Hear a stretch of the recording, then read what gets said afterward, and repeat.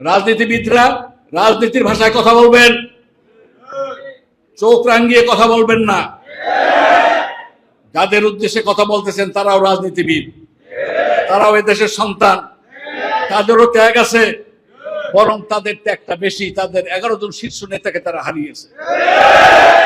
আরামে এসে বসে এত বছর কাটিয়ে দিয়েছেন, আর রয়ের ট্রেনিং নিয়েছেন, আর এখন বড় বড় কথা বলতেছেন। নেতৃত্ব তো দিতে পারেন না এত বছর। ছেলেদের নেতৃত্বে যে বিপ্লব সাধিত হয়েছে, সেই ছেলেদেরকে এখন অবজ্ঞা করতেছেন। ফিডার খায়, নাক দিয়ে চাপ দিলে দুধ বের হয়, এই ধরনের অহেতুক কথা কখনো রাজনীতিবিদরা বলবেন না। ওরাই নেতৃত্ব দিয়েছে, ওরাই পথের দিশা দেখিয়েছে, ওরাই আমাদেরকে বিদেশ থেকে দেশে আনার ব্যবস্থা করেছে, ওরাই আমাদেরকে দেশ থেকে বিদেশে চিকিৎসার জন্য পাঠানোর ব্যবস্থা করেছে, ওরাই এখন মুক্তভাবে স্বাধীনভাবে কথা বলার সুযোগ করে দিয়েছে। সেই সমস্ত সন্তানদের প্রতি কখনো অহেতুক মন্তব্য কখনো করবেন না, সাবধান করে দিচ্ছি। প্রত্যেকটা মা বোনের ঘরে কানে দাড়িপাল্লা মুখস্থ করে দিতে হবে। দাড়িপাল্লা মুখস্থ। ছোট্ট যে ছেলেটা প্যান্টও পরে না, ওকে যদি জিজ্ঞাসা করা হয় মার্কাটা কি, ও বলবে দাড়িপাল্লা। সেই পর্যায়ে আমাদের পৌঁছে নিতে হবে। ঠিক আছে, ঠিক আছে। আমি বাগেরহাট 4 আসনে একবার নির্বাচনে গিয়েছিলাম। ট্রলার করে যাচ্ছি, তখন রাস্তা ছিল না। মুফতি আব্দুল সত্তার সাহেবের নদী দিয়ে, বড় বড় বলেশ্বর নদী, সেই নদী দিয়ে যাচ্ছি। ওখানের যে কর্মীরা আমার সাথে ছিল বলো যে একটা জিনিস দেখাবো ভাই। আমি দেখাও। ট্রলারটা একটু কার কিনারে নিয়ে আসলো। তো ওখানে কিছু ছেলে ল্যাংটা, ওরা ওই যে মশারির ইয়ে দিয়ে চিংড়ি মাছের পোনা ধরতেছে। ঠিক আছে, তো ওই কাছাকাছি গিয়ে ওই একজন ওখানে বলতেছে যে এই মার্কাটা কি, ওরা বলে দাড়িপাল্লা।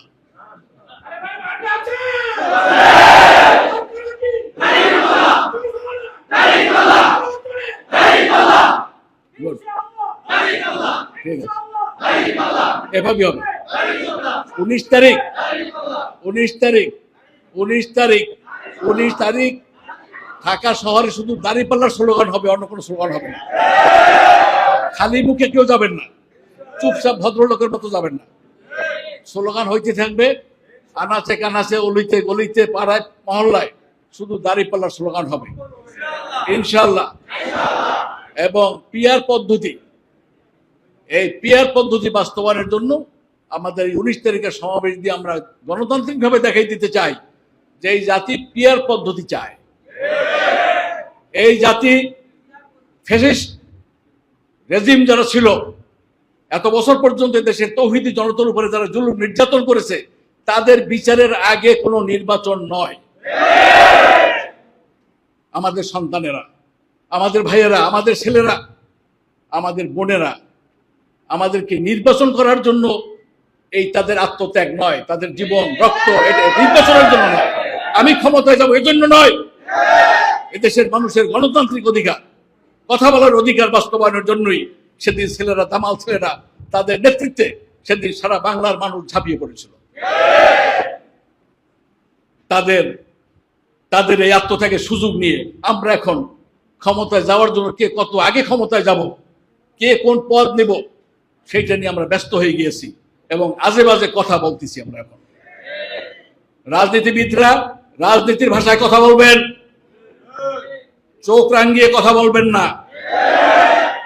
যাদের উদ্দেশ্যে কথা বলতেছেন তারাও রাজনীতিবিদ, তারাও এদেশের সন্তান, তাদেরও ত্যাগ আছে, বরং তাদের ত্যাগটা বেশি। তাদের 11 জন শীর্ষ নেতাকে তারা হারিয়েছে। আরামে এসে বসে এত বছর কাটিয়ে দিয়েছেন, আর রয়ের ট্রেনিং নিয়েছেন, আর এখন বড় বড় কথা বলতেছেন। এই জন্য এই দেশের ছেলেরা তেমন নেই। আপনাদের নেতার কথা আছে, এই আন্দোলন ছাত্রদের আন্দোলন,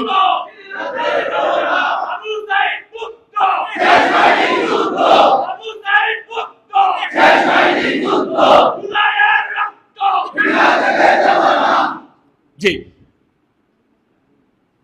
এই দেশের মানুষ বিচারের আগে কোনো নির্বাচন চায় না। কারণ আমাদের সন্দেহ জায়গা এখন, যদি যেন ভাবে কোনো নির্বাচন হয়ে যায় তাহলে ওদের কোনো বিচার হবে না। এই জন্য আমরা বিচারকে নিশ্চিত করতে চাই। বিচার নিশ্চিত করে তারপরে জাতি নিশ্চিন্তে নির্বিঘ্নে ভোট দেবে। মতামতের ভিত্তিতে যারাই আসবে তারাই ক্ষমতায় বসবে, ইনশাল্লাহ আমরা সমর্থন জানিয়ে দেব।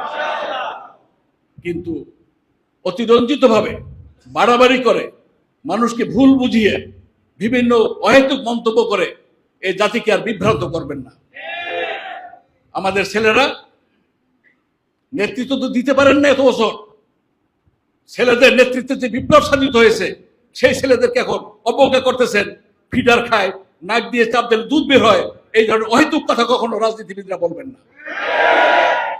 ওরাই নেতৃত্ব দিয়েছে, ওরাই পথের দিশা দেখিয়েছে, ওরাই আমাদেরকে বিদেশ থেকে দেশে আনার ব্যবস্থা করেছে, ওরাই আমাদেরকে দেশ থেকে বিদেশে চিকিৎসার জন্য পাঠানোর ব্যবস্থা করেছে, ওরাই এখন মুক্তভাবে স্বাধীনভাবে কথা বলার সুযোগ করে দিয়েছে। সেই সমস্ত সন্তানদের প্রতি কখনো হয়তো মন্তব্য কখনো করবেন না, সাবধান করে দিচ্ছি। সম্মানিত ভাইয়েরা, এই জন্য আমাদেরকে এই ব্যাপারে খেয়াল রাখতে হবে এবং ওই 19 তারিখের প্রোগ্রামের মধ্য দিয়ে মূলত ওই 19 তারিখের প্রোগ্রামের মধ্য দিয়ে মূলত জাতি একটা নির্দেশনা পেয়ে যাবে আশা করি। ইতিমধ্যেই সুর নরমের ভাব শোনা যাচ্ছে। আজকের বক্তব্যে দেখা যাচ্ছে অনেকগুলো গঠনমূলক কথা বলেছেন ওনারা, চমৎকার, আমরা এপ্রিসিয়েট করি, ধন্যবাদ জানাই। এতদিন যদি এই কথা বলতেন তাহলে এত ত্যাগ স্বীকার করতে হতো না। আজকের যে কথাগুলো, কালকে যে কথাগুলো বলেছেন খুবই দামি কথা, আমরা গ্রহণ করি। এই অনুযায়ী চললে ভালো হবে, জাতির দিক নির্দেশনা পাবে, জাতির আশা আকাঙ্ক্ষা পূরণ হবে ইনশাআল্লাহ। এই জন্য সুর নরম হবে ইনশাআল্লাহ, 19 তারিখের পরে আরো নরম হয়ে যাবে, ঠিক আছে? এই জন্য বলিষ্ঠতার সাথে দাওয়াতি কাজ এবং ঘরে ঘরে দাওয়াত এবং তাদেরকে নেওয়ার জন্য যে ব্যবস্থা, যে কোনো পদ্ধতিতে যেভাবেই হোক, পুরা ঢাকা মহানগরী মিছিলের নগরীতে রূপান্তরিত হবে, দাঁড়িপাল্লার নগরীতে রূপান্তরিত হবে ইনশাআল্লাহ। সেখান থেকে আমাদের আমিরে জামাত জাতির উদ্দেশ্যে দিক নির্দেশনা দিবেন।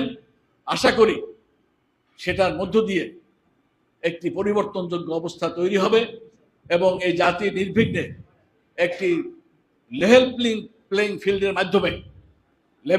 ফিল্ডের মাধ্যমে তাদের মতামত দিয়ে আগামী দিনের যারা সরকার গঠন করবে এবং দেশ শাসন করবে সেই শাসনের দিকে আমরা এগিয়ে যাবো ইনশাআল্লাহ। আল্লাহ তাআলা আমাদেরকে